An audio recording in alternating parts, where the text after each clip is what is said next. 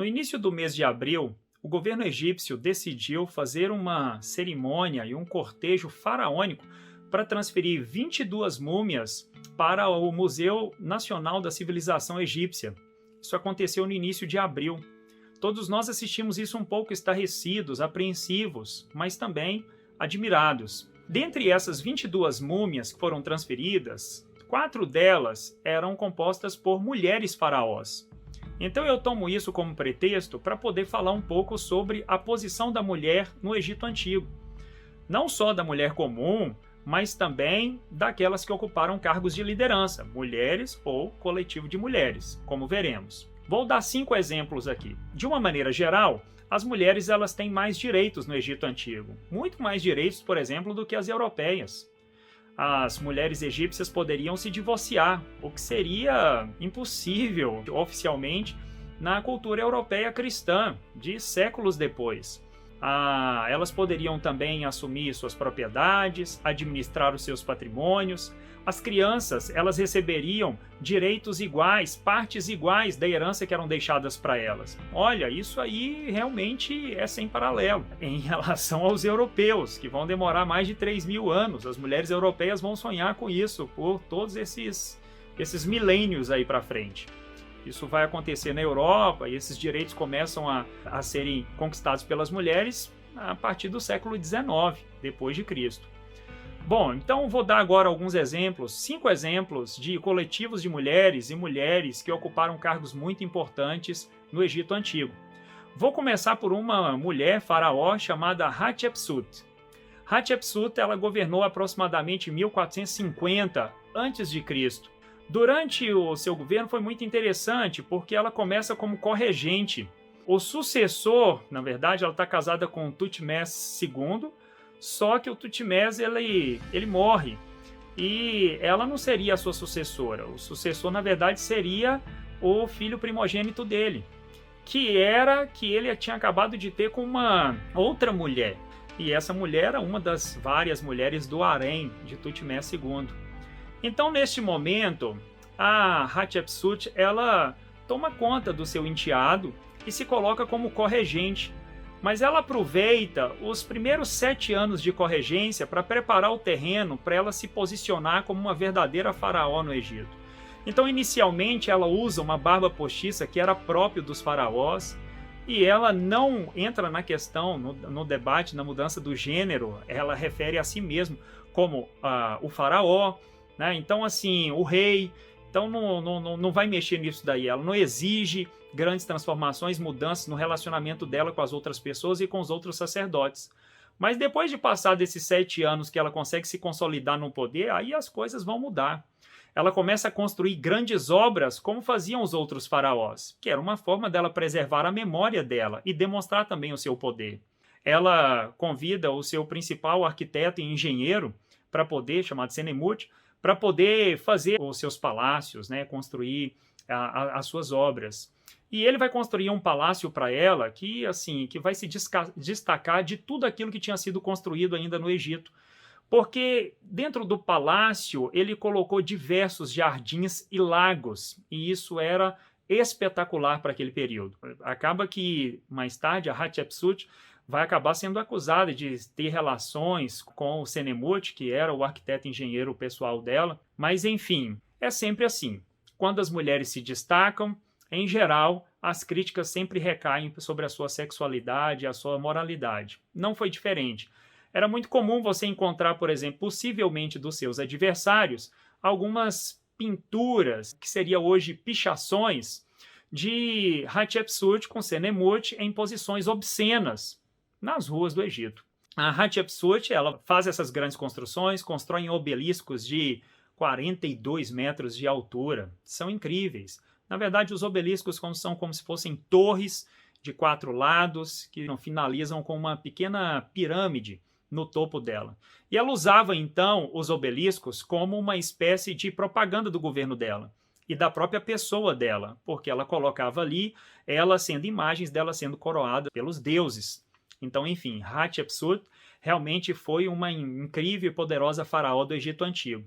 Por volta de 1350, nós temos Nefertiti, que junto com o seu esposo, Akenaton, são responsáveis por uma revolução religiosa, cultural, política no Egito Antigo. Nefertiti, junto com Akenaton, eles sepultam, pelo período de gestão deles, o politeísmo dentro do Egito e inauguram uma nova época de monoteísmo. Eles passam a crer no único Deus. Isso é inédito para uma sociedade que sempre foi politeísta. Então, ela é uma das responsáveis pela inauguração desse culto monoteísta no Egito Antigo. Ela era uma das responsáveis pelos cultos que aconteciam ao deus Atom. Depois, Akenaton, ele muda o nome dele para Amenófis IV. Nós temos aí grande poder, grande influência dela na política e também na religião. Eles fizeram isso porque inaugurando, acabando com o politeísmo, inaugurando o monoteísmo, porque era uma maneira deles monopolizarem todos os rituais que estão relacionados com esse novo Deus, né, que eles começam a servir, e com isso eles deixavam de lado um pouco o antigo, digamos assim, clero, a elite religiosa do Egito Antigo, que tinha muito poder. Era uma forma, inaugurar o monoteísmo era uma forma de diminuir o poder dessa antiga elite religiosa e concentrar o poder nas mãos desse casal aí. Bom, enfim, vamos dar mais um salto aí de mais ou menos 100 anos e vamos para aproximadamente 1290 a.C. e vamos falar de talvez, acho que a faraó mais famosa aí, talvez a mais bonita, e eu não estou me referindo a um padrão de beleza europeu, estou me referindo a um padrão de beleza egípcio, africano, tá? Que é a Nefertari. A Nefertari, ela começa a administrar junto com o seu esposo, Ramsés II. Na verdade, ele era o faraó. Nefertari, ela já era muito bonita, dizem as fontes, e ela usava todo tipo de cosmético para poder se destacar. E foi assim que ela conseguiu, dentre as várias pretendentes do Ramsés II, conquistar e chamar a atenção do faraó. Então ela usava cremes, gordura, metais, ervas, né, tudo isso para poder destacar as linhas do seu corpo e as linhas do seu rosto. Eles se casam e depois disso eles começam a administrar o país juntos. Tem uma situação que é muito interessante. O Egito, como todo império, tem muitos adversários. E é Nefertari que vai se colocar como a verdadeira diplomata do império. Ela foi responsável, por exemplo, por uma negociação de paz com outro grande império que era uma ameaça para os egípcios, que eram os hititas. Os hititas já estavam na fronteira e eles eram governados também por uma mulher. É ela, Nefertari, quem toma a iniciativa de fazer tratativas com a líder hitita e consegue estabelecer a paz ali no Egito por um breve período de tempo. Então, no final da história, a posição dela era tão importante que as construções e estátuas que são feitas pelo Ramsés II sempre são feitas ao lado dela. Isso não era comum. As esposas terem também suas estátuas ao lado de seus esposos no Egito Antigo. Isso só acontecia com os homens. Mas, neste caso, ela está ao lado do esposo e a altura da sua estátua é a mesma altura do Ramsés II. Bom, dando mais um salto aí, aproximadamente em 1150 a.C., nós temos um coletivo de mulheres que vão administrar o Egito e vão ser responsáveis pela unificação do império e também por uma renovação política e cultural deles. Depois que a Núbia, que é hoje o Sudão, domina o Egito Antigo, as mulheres, um coletivo de mulheres começa a administrar isso. Passam a assumir o governo egípcio e são responsáveis aí por essa renovação política e cultural. Elas, nas imagens, elas carregam uma coroa com duas penas, que representavam o Baixo e o Alto Egito. Então, elas foram responsáveis aí por essa unificação do império. As mulheres da Núbia. E dando mais um salto, em 50 a.C., aí nós temos, né, eu acredito que a mais famosa faraó, e foi a última, que foi Cleópatra. Passada pela história como aquela mulher sedutora que seduziu o coração de Júlio César depois de Marco Antônio. Na verdade, o que as pessoas dizem, essa narrativa machista chama de sedução, poder de sedução, era, na verdade, o que vinha de uma mulher muito inteligente, erudita, estratégica, que era a Cleópatra. Ela era versada na arte da oratória. E como ela sabia ler de 10 a 12 línguas, ela conduzia as relações diplomáticas do Egito com os outros países com bastante domínio.